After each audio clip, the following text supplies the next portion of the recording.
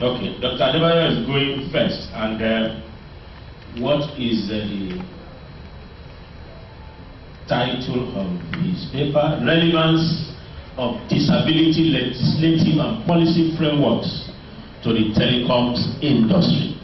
We are going to listen to Adebayo Adebukola, PhD, Executive Secretary, LSC DPP. You are welcome, sir. Please, a round of applause for him.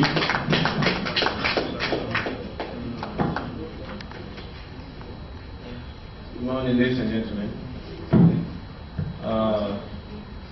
The EVC of NCC, ably represented by the Head of Public Affairs, Mr. Ruben Morgan, the Chairman and Moderator of this event, Engineer Titi Ometu,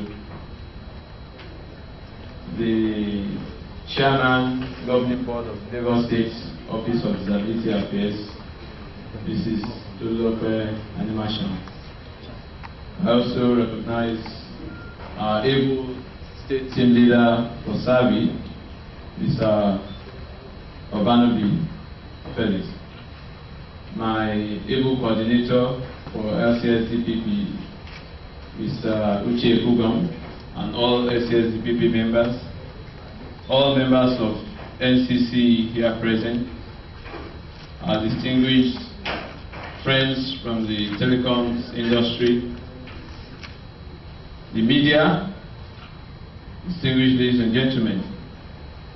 Well, when you speak after very eminent persons have spoken, very eminent and wise ones have spoken, I think they leave you with very little to say, isn't it?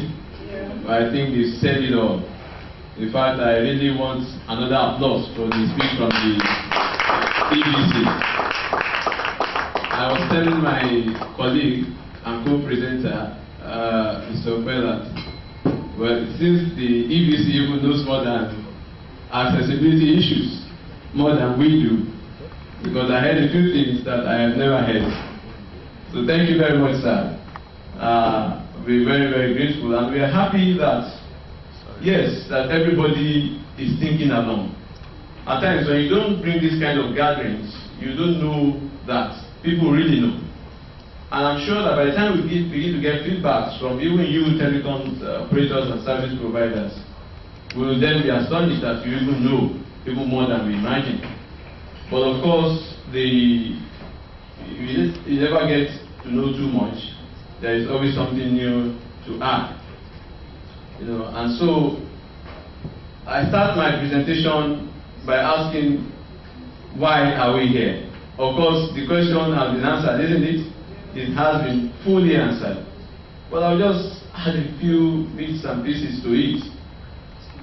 And of course, we are here, to discuss how over 25 million Nigerians, living with disabilities can begin to have equal and unhindered access to telecom services, and for them to begin to have substantial inclusion and participation in the telecoms industry, as it were.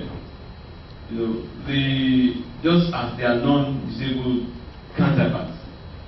Now, the UN, the World Health Organization, the World Bank, in various researches have established that at least 10% of every human population, be it globally, at the continental level, at local, national and local levels, are constituted by persons with disabilities.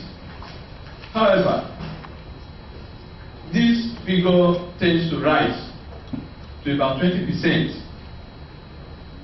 in less developed or underdeveloped countries.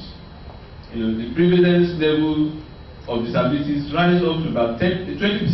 It leaves 10% margin, to that level, because of certain indices of underdevelopment that exist in our society. And some of them are issues about diseases, violent conflicts, and low response to natural disasters such as floods and all that. So all of these are factors that increase the prevalence level of disability, as well as inadequate access by citizens to basic life needs such as water, shelter, food, education, primary health care, social and economic infrastructure, one of which is the telecommunication services and infrastructure. So the absence of all of these, or the inadequacies, are things that increase the prevalence rate of that disability, that is the population of persons with disabilities in less developed countries.